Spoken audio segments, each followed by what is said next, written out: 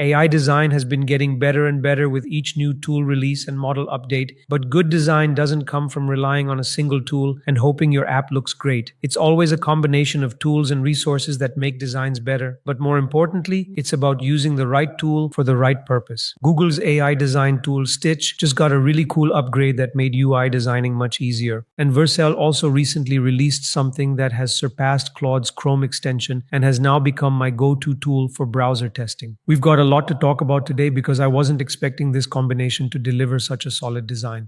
Google Stitch is now available as an MCP for connecting the AI agent, enabling it to create and manage projects as well as create designs using the agent. With this update, I didn't have to give tailored prompts to Stitch myself and let Claude do that for me. It offers multiple features like project management and the ability to create new projects and retrieve all of your active projects. It is able to manage projects by using list screens and by getting projects and screens. It also allows the agent to create new designs from a text prompt. The installation process is explained step by step in their documentation. It requires installing the Google Cloud SDK using curl, but since I'm using a Mac, I installed it using Brew and let it download the Google Cloud CLI. You need to log in twice, once as a user and once as an application, because you need to connect it to a project inside Google Cloud to enable the Stitch API inside that project, as it uses that project's resources for creating designs. Once we go through the entire process, you can connect Stitch to any editor. Since I use Claude Code, I set it up inside it and all the tools were available for use. Now someone has simplified this entire lengthy setup process for us and created a Stitch MCP, which handles the whole process. From installing Google Cloud to project setup, it handles it all by itself. But this is unofficial. It's just an independent experimental tool, though it works just as well for now.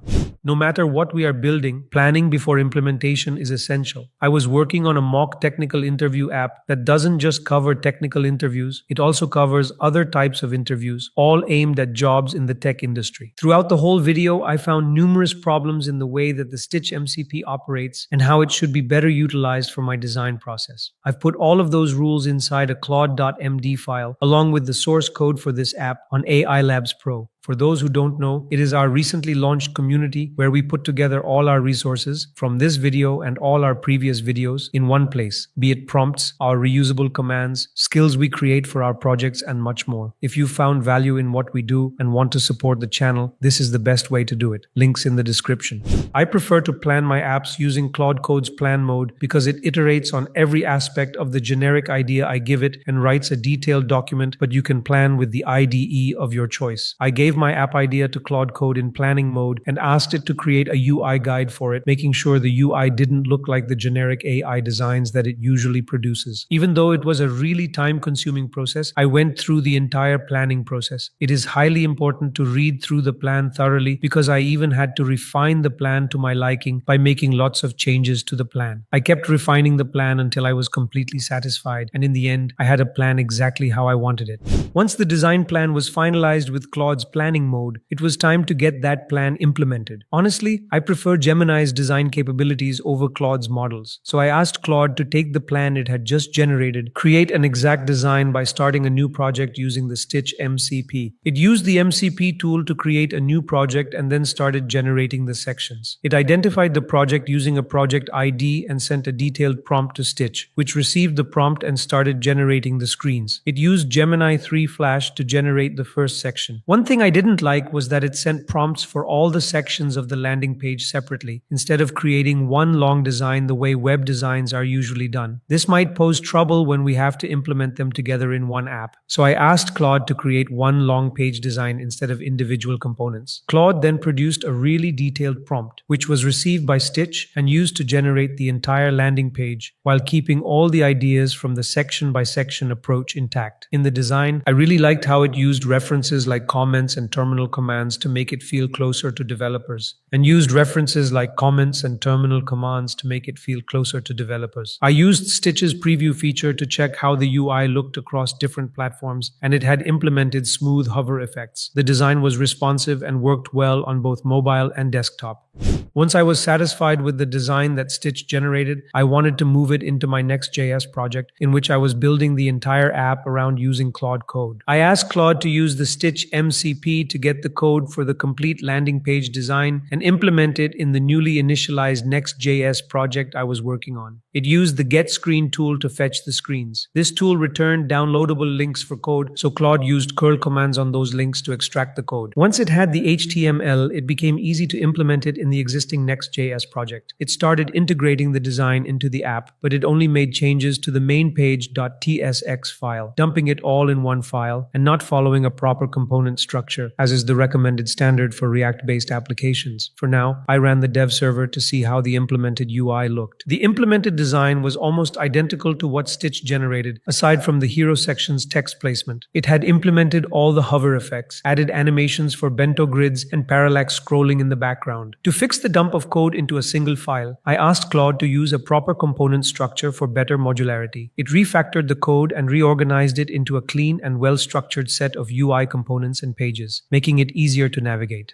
With the help of Claude Code and Stitch, I created a complete application with a theme that incorporated the developer vibe with terminal aesthetic. However, it still had several UI issues. For example, the code panel should be editable because that's where users will type code during their technical interview sessions. Also, the question should appear at the top, as its current placement creates a poor UX for those using the app. To test the application, I used Vercel's Agent Browser. This is a CLI tool designed for AI agents, built on Rust and Node.js, meaning it's significantly faster than traditional browser automation tools. Installation is simple. Just run the install command and it installs globally across your system. It is limited to Chromium-based browsers for now and isn't available in Firefox or Safari. Agent Browser offers better features than Claude's Chrome extension, Playwright, Puppeteer, or other dev tools. This is because the Chrome extension relies on running a full browser, taking screenshots, visually mapping pixels, and then navigating around on the UI. In contrast, Agent Browser is a CLI tool that runs as bash commands and works with snapshots instead of screenshots. Essentially, a snapshot is an accessibility tree of the entire page, tagged with selectors to identify individual components. The agent uses these selectors to navigate the page efficiently. It doesn't share the session with your existing browser and runs in a separate browser, so it won't be able to take actions that require your active sessions, unlike Claude's extension, which runs inside your own browser and can perform actions on your behalf. If you want to see the available commands, you can check out the GitHub repo, which contains a detailed list of all core commands. These show how to navigate the UI, use selectors, simulate mouse control, manage cookies and storage, and even monitor network activity. For my app, I added a claude.md file and instructed it to use the Agent Browser tools for all kinds of testing. I also told it to use the help command if it didn't know how to use any Agent Browser command. You can get these rules along with the complete workflow guidelines in AI Labs Pro as well. Even though this tool is a headless browser automation tool, we can also run it in headed mode by enabling the headed option, which shows the browser window so we can see it working. I asked Claude to use the browser in headed mode to test the application UI. It first used the help command to see all the available commands, and then it opened the browser. It used an approach similar to what we suggested with Claude browser use, that is, taking a full page snapshot instead of section by section screenshots like Claude's Chrome extension does, which significantly sped up the testing process while maintaining the same level of accuracy. The agent performed many actions, navigating through the entire app and testing multiple features by moving across different UIs and checking the visual layout. It completed the entire testing process in just 4 minutes, whereas other browser automation tools would have taken much longer, because it relies on accessibility trees, not the screenshot approach. It also identified that the code editor needed to be editable and implemented that fix right away. It then tested it in the browser by taking a snapshot, finding the editor selector, and using the Agent Browser's clicking and typing functions to edit a part of the code to see if it was implemented correctly. That brings us to the end of this video. If you'd like to support the channel and help us keep making videos like this, you can do so by joining AI Labs Pro. As always, thank you for watching, and I'll see you in the next one.